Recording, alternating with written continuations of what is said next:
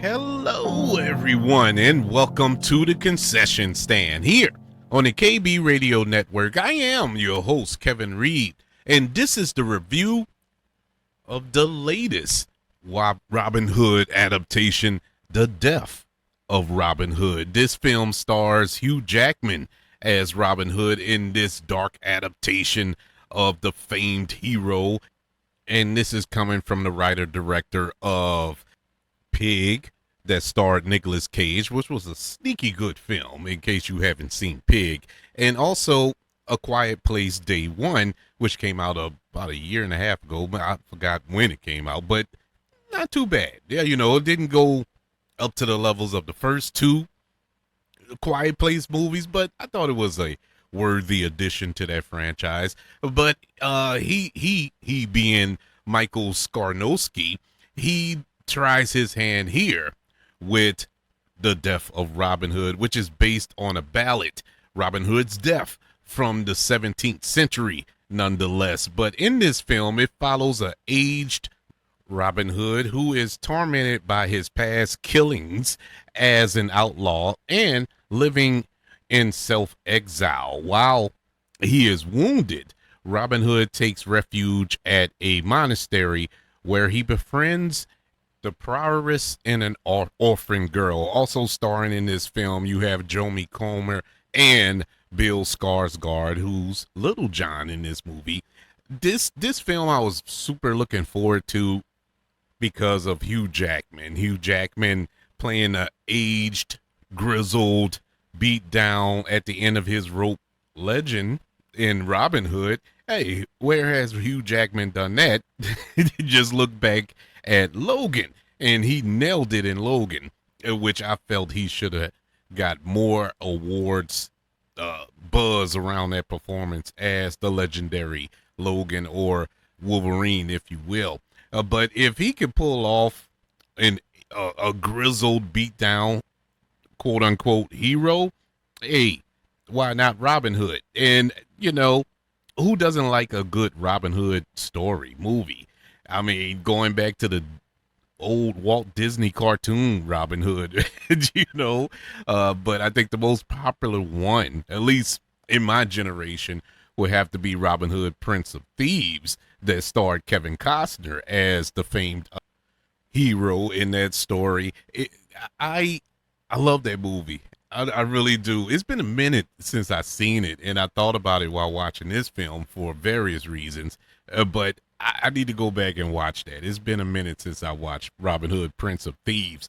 But for those of you who enjoy that movie, like it as much as I do, and think you're just getting an old version of the Kevin Costner version of Robin Hood, this ain't it.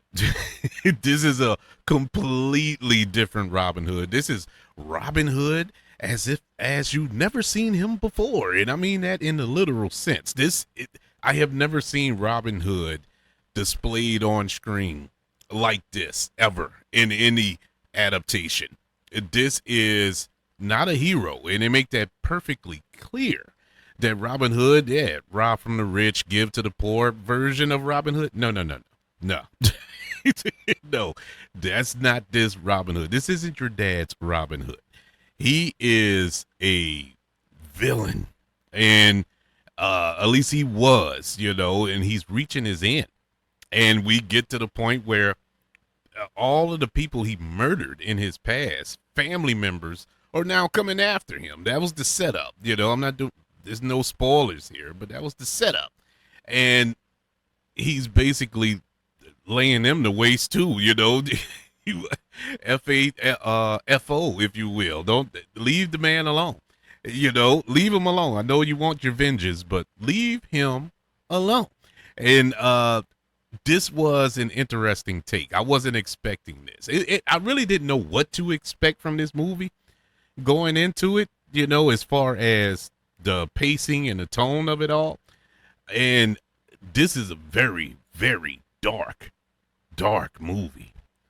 I mean, from the opening shot and scene, it is very, very dark and moody and depressing.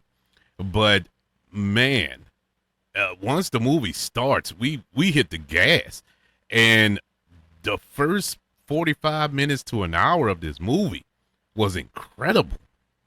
I some of the most brutal death scenes you ever gonna see on screen. I mean, I like to say, well, I don't like to say it, but I would say that I am desensitized to a lot of violence on screen. I don't, it doesn't bother me. I don't wince at it. I don't look away at it because I've watched movies my entire life. I've seen every type of rated R movie you could see. People heads getting blown off, blown into pieces and stuff like that. Horror movies where people are being ripped in half and all this. That doesn't bother me.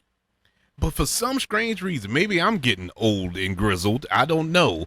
But for some strange reason, these were some of the most uncomfortable death scenes I've seen and it's done on purpose. It's done for a reason. Bruh, it was some brutal death scenes in the opening first half of this movie.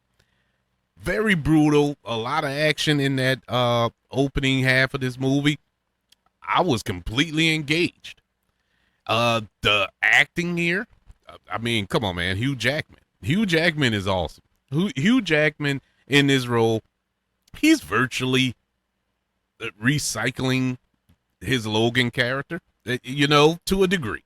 You know, there's differences. I'm not saying he only had one gear, but you can see Logan in some of his performance there. But he did add some extra elements to this role because it's a different character, and I did appreciate that. He did not mail this in.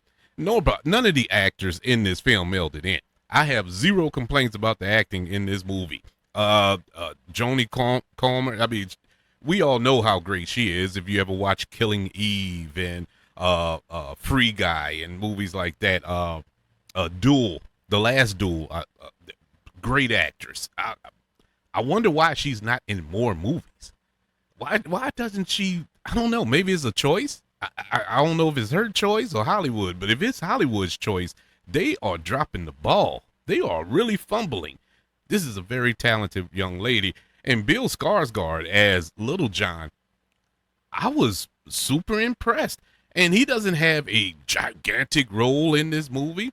He does have an important role in the movie, but not a super gigantic role. But I really liked him, almost to the point where I'm ready to say, like, man, this is probably the best performance I've seen from Bill Skarsgård, because it was different, you know. It wasn't It the Clown, you know. It wasn't Pennywise. It wasn't, you know, anything off the wall. It was just a real solid performance by him, and I really liked it. The cinematography also gets a thumbs up to me. It was amazing, beautiful film to look at. I mean, the landscapes, the oh my God, it looks 17th century. You feel like you're in this world. This feels so lived in.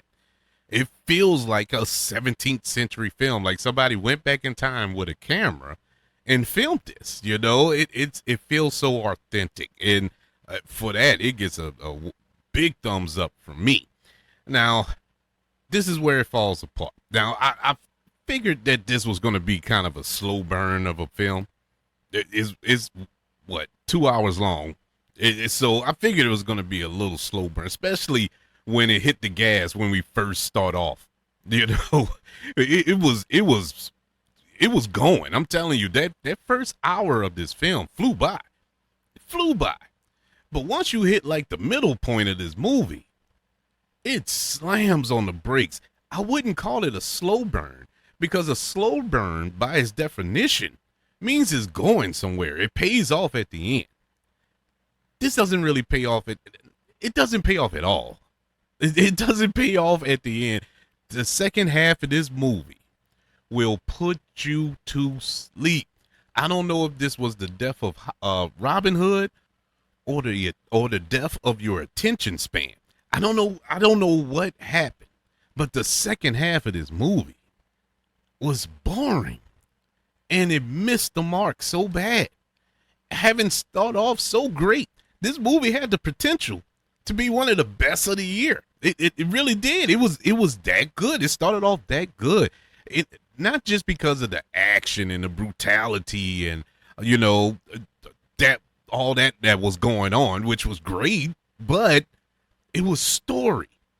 They were telling a story throughout all of that. Every blow, every stab, every brutal kill, there was something behind it. It wasn't just brutal for brutal's sake. There was something behind it that kept you interested. That's why you couldn't look away, even though at moments I did. Like, man, this is unsettling. But but there was something going on that I had to keep my eyes on because the story was so strong. And I don't know what happened. I don't know what happened in the second half of this movie. It's like, okay, we got you hooked. We got you sitting down. You done went through your popcorn. So just lay back and chill because we're going to lay back and chill. The ending was unsatisfying. The story with the orphan girl and all that was, it just felt shoehorned in. All that, it just fell apart in my eyes, and it was like two different movies. But the one thing I will say, that the performances did stay above water, of this sinking ship once we got to the second half. Hugh Jackman was great throughout. Joni Comer was great throughout. All the actors did their job. They nothing is to be laid at their feet as far as blame is concerned. They did their job, and even the direction here, I think the direction was great. But it just felt writing wise, the pacing. I never seen a display of off the wall pacing like this before. How we go from not 0 to 100, but 100 to 0. This is my first time I ever experienced that, at least recently, I'll say. But with all that being said, do I think it's a horrible movie? No. Do I think it's a movie you need to run out and see in a theater? No. If you can wait till it pop up on streaming, by all means. But once it gets on streaming, please watch it, because it is interesting. It's an interesting story, and I love to see movies or any form of media that will kind of deconstruct what we used to uphold as being one way, but actually we go in a different direction. In the case of the death of Robin Hood, we all grew up knowing that Robin Hood stole from the rich in order to give to the poor. Great hero story. A lot of pop culture heroes have modeled behind that. That's their mission statement. Kind of took that blueprint and ran with it. Whereas in this film, it's a complete twist on that. He's Robin Hood by name only, because he is not that type of guy. Yeah, he robbed the rich, but he robbed the poor too, and killed them all. He didn't discriminate. So I like that deconstruction approach to it all. I think that's very interesting. But the movie kind of missed the mark on giving us a complete, satisfactory film. The Death of Robin Hood gets a letter grade of a C. Yeah, I'll give it an average. It's an average movie. Nothing to write home and tell mom about. But I don't even know how to define it or how to rank it in Robin Hood movies. Like how because they have about 50 Robin Hood movies. I don't know. or Robin Hood adaptations or whatever. I don't even know where to begin to rank it. It's not the worst. It's certainly not the best, and it's hovering around the middle. It's different, and for that case, I say, hey, good on them. It definitely sets itself apart from any other Robin Hood adaptation that I have seen. But I would like to know your opinion. What did you think of the death of Robin Hood? Let me know on our website, the kbradionetwork.com. You can also look us up on social media. Just search for the KB Radio Network on all social media platforms. Don't forget about YouTube. Subscribe to the KB Radio Network channel. Like this video if you don't mind. Don't forget about the 5 stars, the reviews, and sharing this show. If you're listening on Apple Podcasts, Spotify, iHeartRadio, wherever you are currently listening to the Concession Stand here on the KB Radio Network. Everybody, thank you for joining me for this review of The Death of Robin Hood. I want you all to know that I love you. Continue to love everyone. And until we speak again, you all be blessed.